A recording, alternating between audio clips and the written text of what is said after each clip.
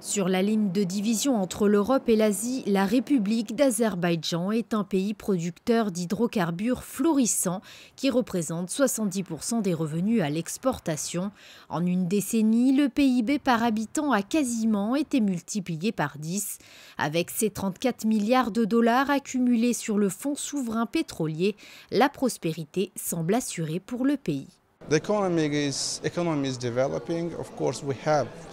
Notre économie est en train de se développer. Bien sûr, nous avons encore certains défis à relever, comme les difficultés d'un maintien des prix, le développement de l'exportation en général. La macroéconomie est très stable et bien sûr beaucoup plus stable qu'il y a 10 ans. En Azerbaïdjan, nous avons énormément investi dans différents secteurs grâce à nos vraies compétences économiques.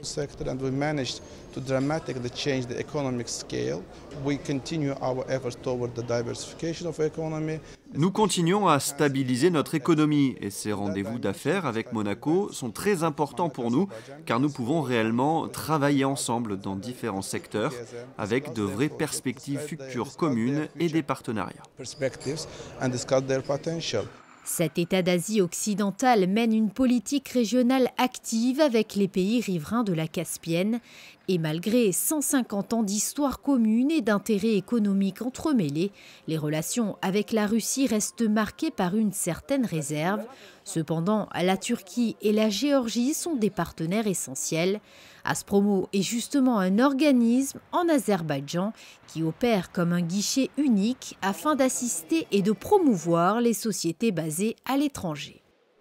The mission of Aspromo is to sustain the economic development of Azerbaijan through the diversification of economy. Les missions d'Aspromo permettent de veiller au bon développement économique de l'Azerbaïdjan. Nous pouvons délivrer des certificats, nous sommes présents sur différents secteurs, comme notamment celui du gaz. Nous aidons à l'évolution de nombreuses activités sur l'Azerbaïdjan et nous encourageons l'investissement à l'étranger au travers de différents marchés. And by helping Azerbaijani exporters to get their place on the international markets.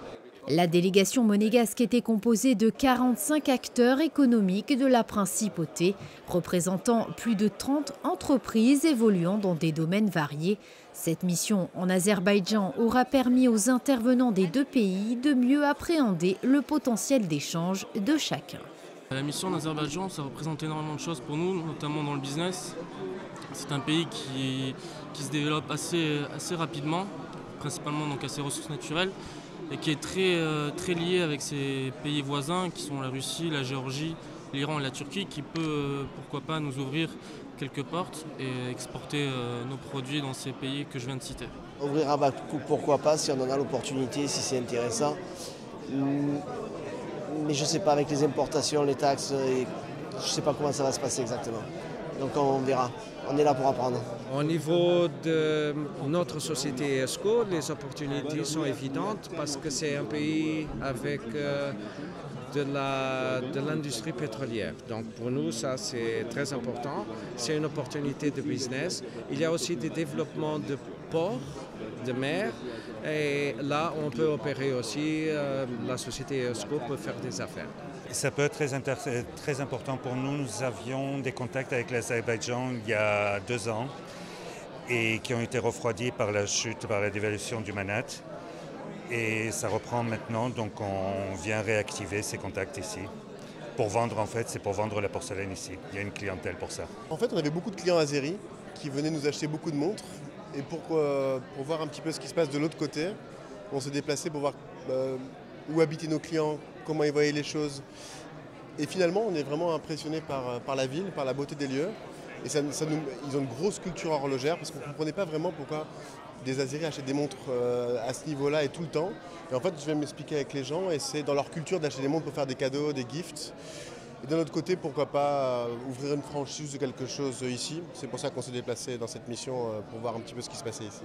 L'Azerbaïdjan faisait partie des pays régulièrement cités par les adhérents du Monaco Economic Board.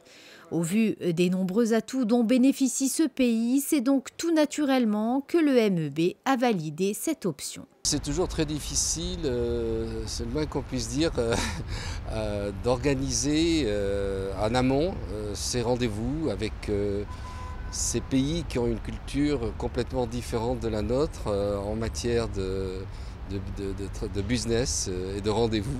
Donc c'est toujours un petit peu improvisé, ce que nous n'aimons pas trop. Mais je dois reconnaître qu'à l'arrivée, ça a été très efficace. Voilà. Je pense que nous avons porté vraiment la parole de Monaco, terre d'entrepreneurs, très loin, à bas coût. C'est une économie aujourd'hui qui souffre énormément du pétrole, qui est en train, on le sent déjà, de se relever, qui est en train de se diversifier dans pas mal de secteurs. Et je pense que c'est nos entrepreneurs, avec les niches qu'ils entreprennent en général, ont de quoi se développer dans ces pays-là, Bakou, mais aussi toutes les villes et tous les pays environnants, puisque c'est un peu un point central dans cette partie de l'Europe-Asie. Nous sommes devenus les ambassadeurs itinérants de l'économie monégasque, puisque nous avons été vraiment là dans une découverte d'un pays que nous n'imaginions dans aucun moment. Voilà. Avec un très grand succès, auquel nous nous attendions absolument pas. Et vous l'avez vu vous-même, il y avait je crois 5 ou 6 télévisions qui étaient là pour nous accueillir, plus d'une centaine de chefs d'entreprise, 300 rendez-vous d'affaires entre hier après-midi et aujourd'hui. Ça dépasse toutes nos attentes. Durant ces 2 jours, des relations directes de développement entre les 2 pays ont été clairement établies. De nombreux contacts qui pourraient très vite déboucher sur une réelle collaboration dans divers domaines.